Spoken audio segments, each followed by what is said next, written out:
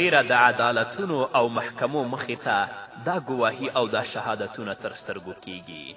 یو کس یا یوه ډله بل ته وایي چې ته زما لپاره ګواهي ورکړه او زه به له تا لپاره ګواهي ورکړم، په داسې حال کې چې د دواړو ګواهي او د دواړو شاهدي په ناحقه ده.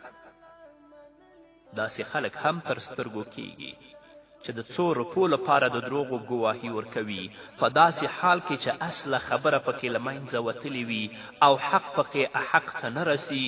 همدارنګه په دروغو ګواهي هغه وخت هم ورکول کیږي چې په کومو معاملو کې د عیني شاهدانو اړتیا وي. دوی دا معامله په داسې حال کې کوي چې ګواهي ورکوونکي او مجرم همدا اوس د همدې محکمې په دهلیز کې سره لیدلی وي چې دغه کار په اصل کې دروغ او دوکه ده.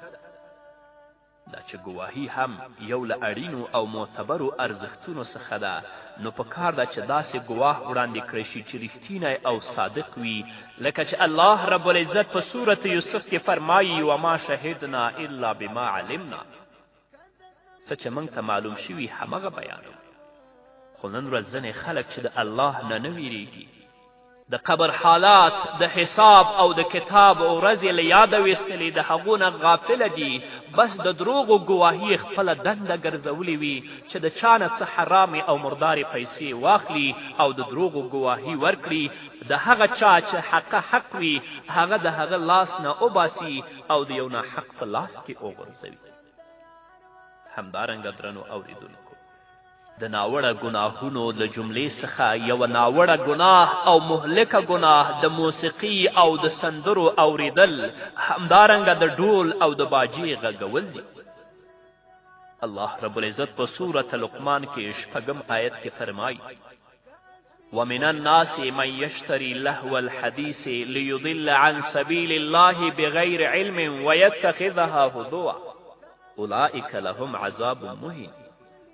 الله فرمایي او له همدې انسانانو څخه داسې څوک هم شته چې بابیزه یا عبس خبرې پیري چې خلک د الله له لارې په بېعلمي سره ګمراه کړي او د دغې لارې په بلنې پورې مسخرې وکړي. د دغسې خلکو لپاره سخت سپکوونکی عذاب دی. علامه ابن کثیر په خپل تفسیر کې د حضرت عبدالله ابن مسعود رضی الله تعالی عنه قول را نقل کوي.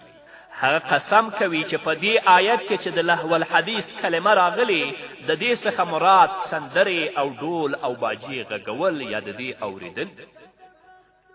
دې ته ورته د ابو عامر رضی الله تعالی عنه او د ابو مالک اشعری رضی الله تعالی عنه روایت دی چې بخاری کې موجود دی. رسول الله فرمایي لیکونن من امتی اقوام یستحلون الحر والحریر والخمر والمغازی.